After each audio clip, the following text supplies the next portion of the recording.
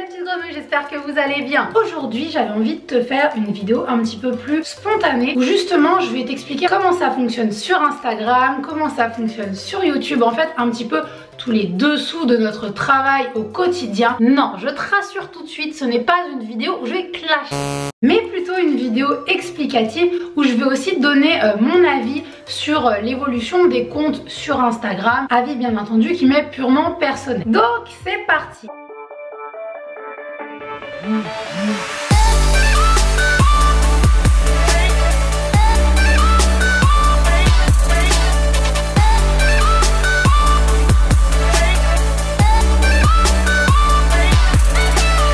Donc pour ce qui est de mon cas, j'ai dû commencer mon compte Instagram vers 2014-2015. Je t'avoue qu'à l'époque c'était un petit peu le désert niveau fitness sur Insta. Coucou. Il faut le dire, hein, à l'époque on était peu, on partageait vraiment un petit peu plus notre quotidien. C'était un petit peu plus en mode blablabla, j'ai fait ci, j'ai fait ça aujourd'hui, en mode racontage de vie. Et très rapidement en fait on a commencé à construire une communauté, des gens ont commencé à s'identifier à nous au même moment justement où le fitness et la musculation commençaient à exploser dans les salles de sport.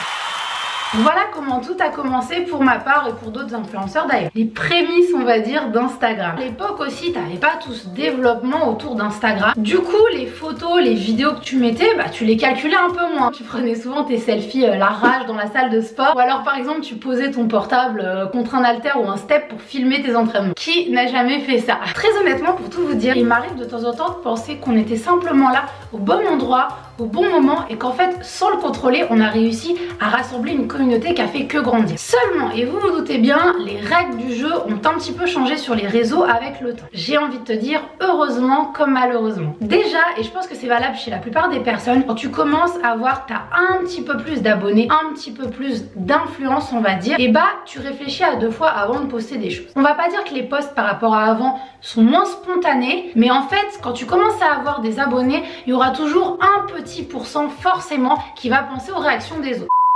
Déjà le principal changement ça a été fait au niveau d'Instagram en lui-même. Comme tu dois savoir, Instagram ça appartient à Facebook. D'ailleurs ils ont installé un algorithme qui fait que les publications que tu vois sont plus classées par ordre chronologique. Par exemple la personne que tu suis et avec qui tu vas avoir plus d'interactions, aller liker ses photos, aller commenter ses photos, et bah tu la verras plus souvent apparaître dans ton fil d'actualité. En revanche même si tu suis une personne que tu apprécies sans forcément liker et commenter ses publications, c'est ce qu'on appelle d'ailleurs les abonnés fantômes, et bien tu auras beaucoup moins de chances de voir ses publications même si tu la suis.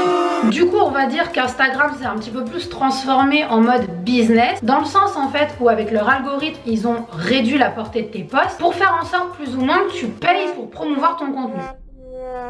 Et aussi, chose importante, ils vont mettre plus en avant le contenu qualitatif. Donc tu comprends très rapidement que si tu veux que ton contenu soit un petit peu plus visible par tes propres abonnés, bah du coup il faut que ce soit joli visuellement. Bref, tout ça pour te dire qu'être influenceur et produire du contenu du coup de qualité, ça va prendre du temps. Mais au final, ça peut être un mal pour un bien. Par exemple, dans certains cas, ça peut être top car ça vous permet d'y voir au final un petit peu plus clair quand on vous tourne une vidéo qui est bien filmée et bien montée. En tout cas, bon, j'essaye de le prendre de cette manière. Vous allez me dire, ouais, ça dénature un peu Insta. Je suis totalement d'accord. Mais en fait, c'est un petit peu les règles maintenant. Du coup, soit on prend l'évolution et on accepte d'évoluer avec. D'ailleurs, c'est un petit peu valable dans tous les autres domaines. Hein. Soit, bah, tu restes dans ton coin comme un petit boudin et tu râles sur les évolutions et au final, tu fais plus rien. Ouh, on va se calmer. Bref, tout ça pour te dire qu'être influenceur et produire du contenu de qualité, bah forcément, ça met un petit peu plus de temps. En gros, déjà, pour faire de jolies vidéos sur Instagram, il faut que tu trouves une idée s'il ne s'agit pas de l'entraînement du jour, parce que croyez-moi, très généralement filmer de manière propre ton entraînement du jour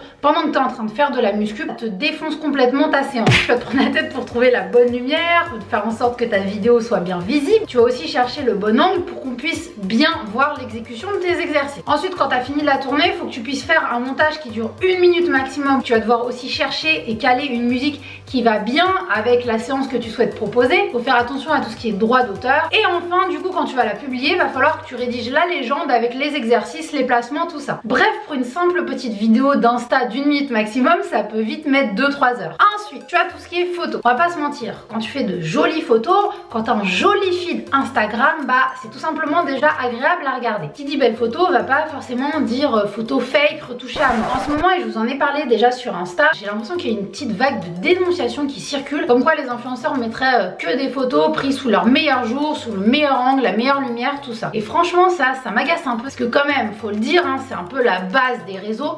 Depuis le début, depuis les prémices, depuis la préhistoire des réseaux sociaux, la logique, ça a toujours été de poster des photos de soi qu'on aimait bien. Tu vas pas poster une photo de toi où tu te trouves dégueulasse. Déjà que quand tu fais du fitness, tu travailles dur à la salle. T'es content quand t'as une belle photo de toi, t'es content de montrer tes résultats. Donc tu vas pas te tirer une balle dans le pied et mettre des photos que t'aimes pas sous prétexte que la photo est pas posée et plus naturelle entre guillemets. Non, ça n'a rien à voir. Franchement, c'est ça qui est beau sur les réseaux, c'est que tu mets ce que tu veux. Et à partir du moment où tu commences à avoir un certain nombre d'abonnés, honnêtement, il y a toujours un petit travail au niveau de l'image. Pour prendre une photo, forcément, c'est la même chose chez tout le monde. Tu vas trouver une bonne lumière, un bon éclairage. Après, si la photo ne te convient pas entièrement, tu es libre de travailler l'éclairage, tu peux forcément faire un travail au niveau des couleurs. Il y en a certains qui mettent aussi un petit coup de Photoshop, bref. Mais c'est clair que ça change quand même pas mal des photos à l'ancienne où tu posais comme ça devant ta glace, à l'arrache. Personnellement, et je vais être vraiment transparente et honnête avec vous, je suis pas super exigeante en ce qui concerne les photos, mais forcément, j'ai plutôt avoir tendance à poster une photo qui est belle, une photo qui est un petit peu plus à mon avantage certes, mais une photo plus lumineuse plutôt qu'une photo sombre et mal cadrée. Bref, on clôt Insta. Maintenant, quand tu es influenceur, parfois tu as une chaîne YouTube. Je voulais soulever vraiment ce point parce que j'ai reçu pas mal de questions. Alors oui, clairement, YouTube, c'est ce qui prend le plus de temps. En fait, déjà, entre le contenu final que vous pouvez voir et on va dire les prémices de la vidéo, il se passe énormément de choses. Première chose à faire, il faut un petit peu de temps pour écrire ta vidéo. Certains influenceurs vont par exemple écrire tout le texte,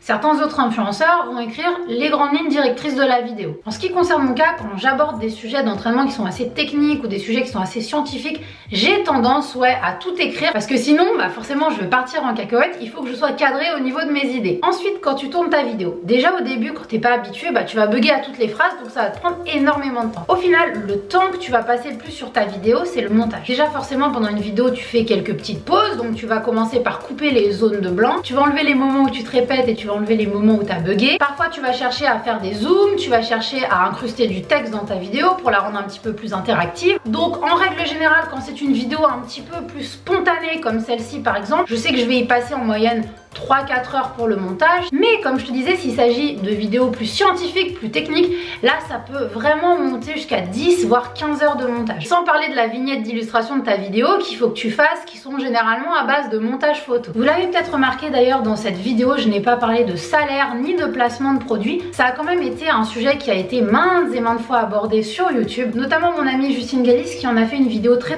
intéressante dont je vous mets le lien en bio. Donc je ne vais pas m'attarder sur ce sujet aujourd'hui. Bref, peut-être que tu penseras après tout ce que je t'ai dit qu'il n'y a plus tellement de vrai dans tout ce qui circule sur les réseaux sociaux. Et bah justement, si tu te trompes, c'est là où je vais te donner un petit peu plus mon avis sur les réseaux. En tant que personne ayant été sur les réseaux depuis le début, j'ai l'impression en fait que ça nous a vraiment aidé à nous construire tel que l'on est. Et très honnêtement, je suis persuadée qu'on peut continuer à avoir des abonnés et à rester tout simplement soi-même en alimentant un compte de la manière que l'on veut, en transmettant les messages que l'on veut et en y amenant l'ambiance que l'on veut. Au final, je sais qu'avec les réseaux, on peut donner une certaine image de soi, l'image que l'on veut renvoyer. Au final, notre personnalité et notre manière de voir les choses, elle transparaît quand même vachement à travers nos comptes. Pour moi, et c'est vraiment mon avis personnel, un compte Instagram plaisant, ça va être un compte qui va certes t'apporter quelque chose, qui va certes être utile, mais aussi du coup qui laisse transparaître une certaine personnalité à laquelle tu vas t'attacher. Parfois, j'avoue qu'il m'arrive de trouver certains comptes un petit peu trop marketisés, un petit peu trop faux, un petit peu trop dans l'excès, qui dénature encore plus le concept de base des réseaux qui est quand même le partage. Mais encore une fois, chacun est libre d'y trouver son compte tant que ça se fait dans le respect des autres. Ce qui importe au final, c'est de te retrouver dans ton compte. Donc je vais finir cette vidéo par un petit conseil. Surtout, ne cherche pas à t'inventer un personnage, ne cherche pas par exemple à produire du contenu coûte que coûte si ce n'est pas ce qui te plaît. Bref, te prends pas trop la tête sur ces choses-là et reste quand même toi-même. Et voilà les grenouilles, j'espère que cette vidéo